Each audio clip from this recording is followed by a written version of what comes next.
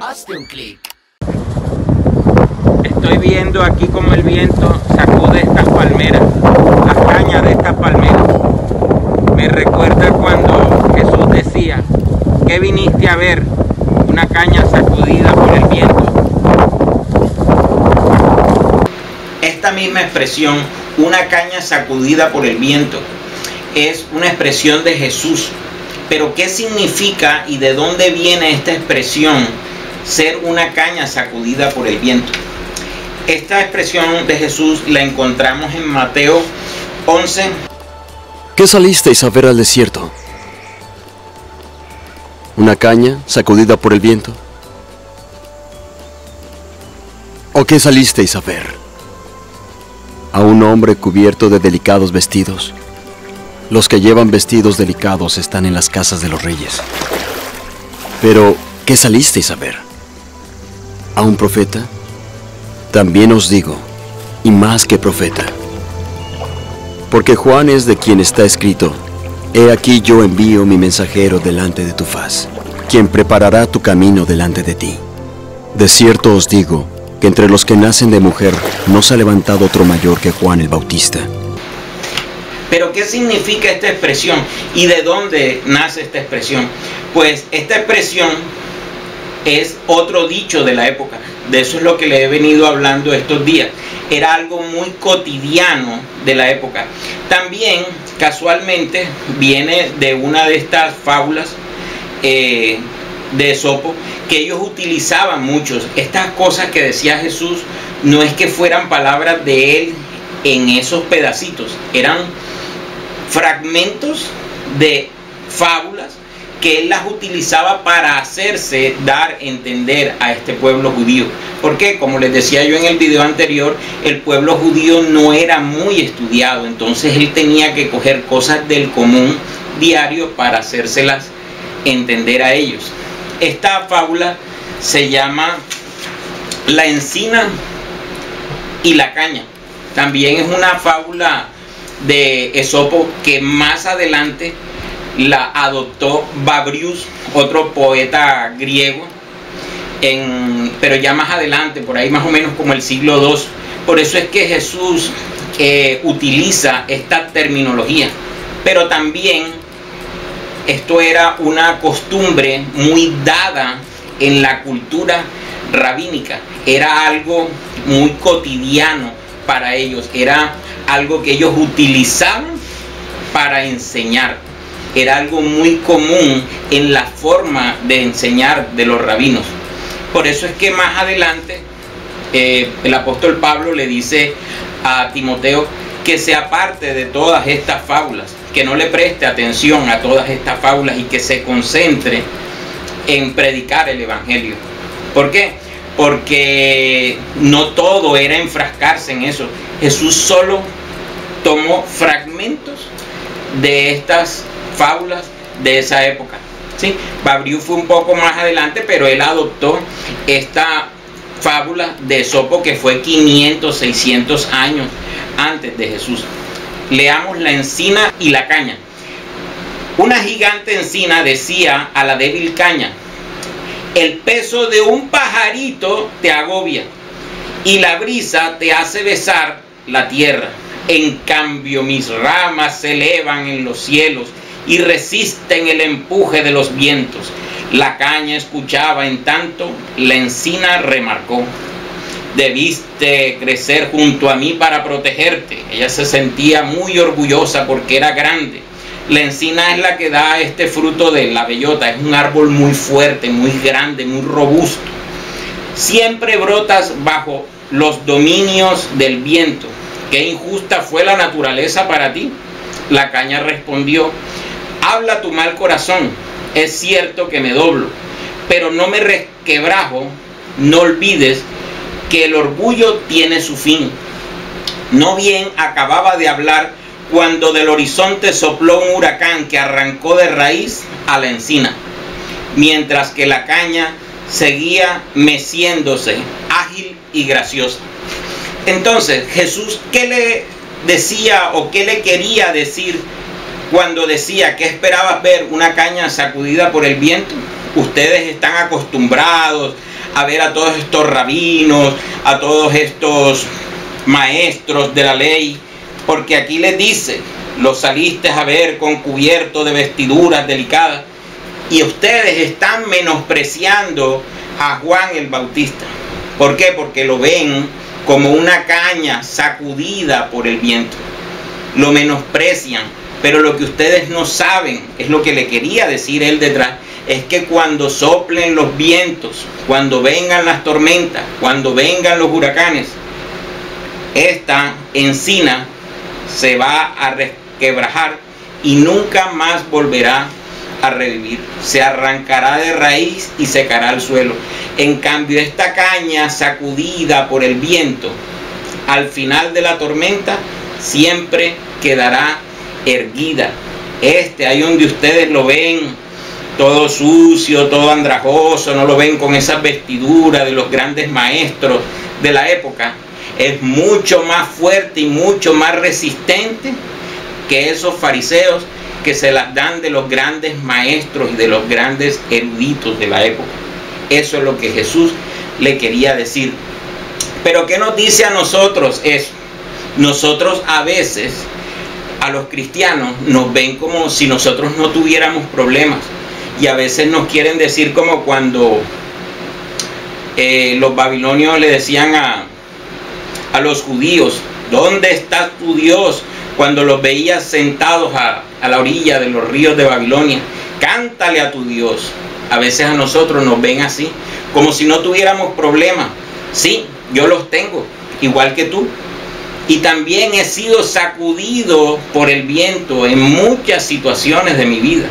Pero al final, si nos permanecemos firmes en la palabra de Dios, al final de la tormenta, al final de los huracanes, siempre vamos a quedar erguidos, siempre.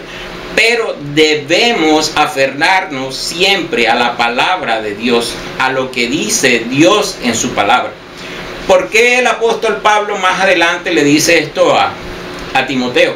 Porque, como les decía anteriormente, era algo muy común citar a todos estos poetas griegos de la época, pero en realidad no debía centrar el evangelio basado en esas fábulas. El evangelio es muchísimo más que eso.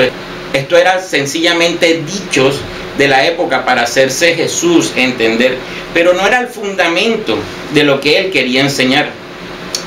Les voy a colocar un ejemplo rabínico de la época. Yosem ben Sanayá, un rabino de la época, en la época del emperador Adriano.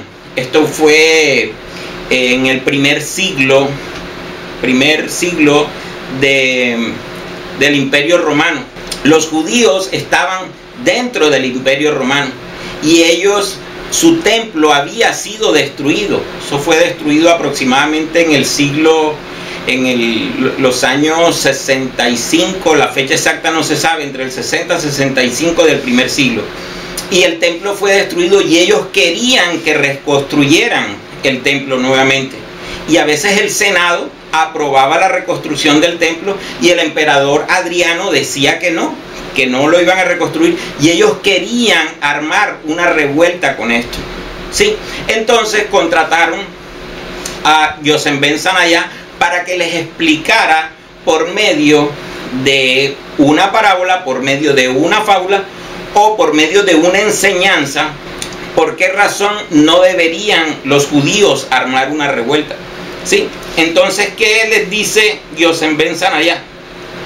Les dice, había una vez un león que se comió un animal y se le quedó atragantado un hueso en la garganta. Y este león le dijo a todos los animales, aquel animal que sea capaz de sacarme este hueso de la garganta, lo voy a premiar y le daré una recompensa.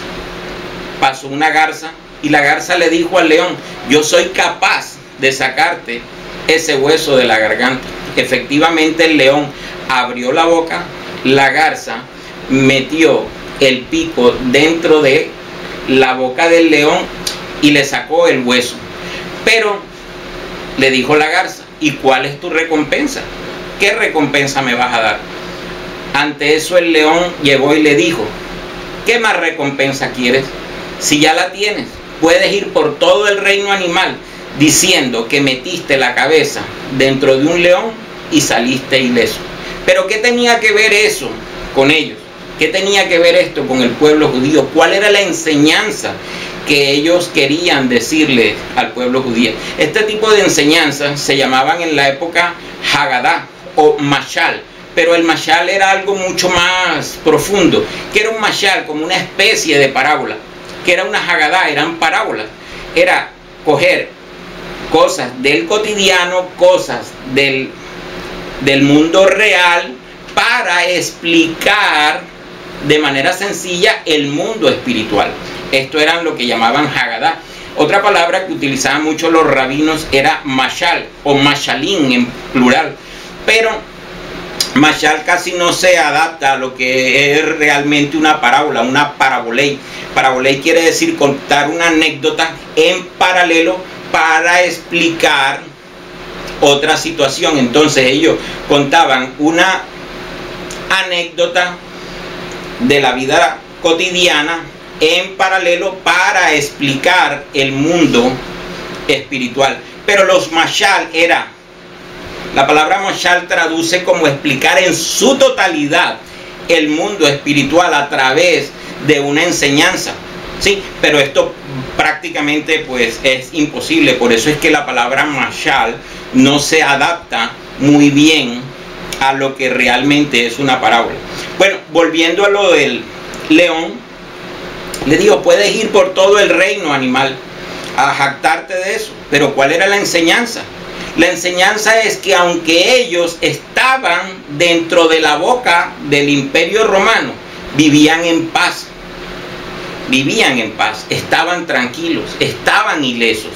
Entonces la enseñanza que Yosem ben Sanaya le quería decir a ellos es: ¿para qué vas a complicarte la vida queriendo armar una revuelta? Estás dentro de la boca del león, pero estás ileso, estás tranquilo, quédate así. Y por esa razón pues ellos desistieron de armar esta revuelta. Sí, pero sencillamente eran enseñanzas para poder explicar algo mucho más espiritual, mucho más complicado. Eran lo que ellos utilizaban. Esto se llamaba Haggadah. Cuando eran cosas que solamente eran de la ley, como algunos rabinos los querían explicar, esto eran lo que llamaban halá, que era solo ley, o la halaká. Sí, era explicar ley. Algunos pastores hoy día solo se dedican a la ley, el griego, el hebreo, las connotaciones bíblicas, la hermenéutica, y eso a veces cansa. ¿Por qué? Porque esto es como algo así como todo el tiempo estar comiendo comida vegetariana, comida sana. A nosotros también nos gusta como que la chatarra, de vez en cuando esa nos gusta un poquito más. Entonces nos dan la explicación del evangelio de una manera más sencilla, de una manera más práctica para nosotros. Entonces por esa razón utilizaban la Haggadah. Habían unos que querían explicar solo ley, se dedicaban a la halaká, y habían otros que utilizaban mucho estas enseñanzas, estas parábolas, que eran las llamadas Haggadah. ¿Sí? Pero ¿qué enseñanza te quiero dar el día de hoy? Así te sientas sacudido por el viento en estos momentos, por problemas, por situaciones, por todas las adversidades que se te puedan presentar, cosas que tú crees que nunca las vas a solucionar, porque siempre que tenemos el mar enfrente creemos que Dios no lo va a abrir, y siempre lo abre. Cuando estamos en el desierto y no hay agua, siempre vamos a creer que vamos a morir en el desierto, pero Dios siempre de una piedra nos saca agua. Así que el día de hoy te quiero decir que de esta que estás pasando vas a salir. Sencillamente en este momento estás siendo una caña sacudida por el viento. Pero recuerda siempre que ante la dura adversidad siempre se hace fuerte la debilidad. En este momento que estás pasando en tu vida, sencillamente estás siendo una caña sacudida por el viento. Aférrate a la palabra de Dios, que al final vas a quedar erguido frente a esa adversidad. Hazte un clic.